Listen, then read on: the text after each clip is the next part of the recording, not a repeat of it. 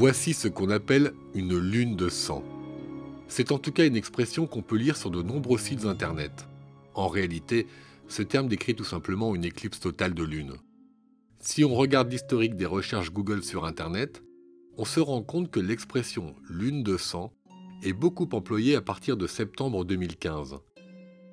Comme s'il avait fallu des mots un peu vendeurs pour attirer l'attention des internautes. Pourtant, une éclipse totale de lune est un phénomène plutôt banal qui survient en gros tous les 2 ans et demi. C'est quand la lune est à 100% dans l'ombre de la Terre. On lit aussi sur internet l'expression superlune. Là, c'est quand une pleine lune paraît plus grosse que d'habitude. Cet effet vient du fait que l'orbite de la lune est une ellipse. Donc parfois, la lune passe au plus près de la Terre.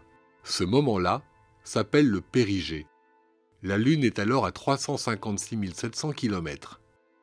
Pour une superlune, il faut donc que la lune soit pleine et qu'elle passe au plus près de la Terre. Ce phénomène s'appelle périgée-syzygie. Mais depuis quelques années, des sites internet trouvent que le terme superlune, ça sonne mieux.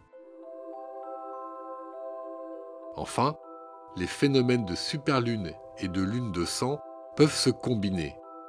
On voit alors apparaître l'expression superlune de sang.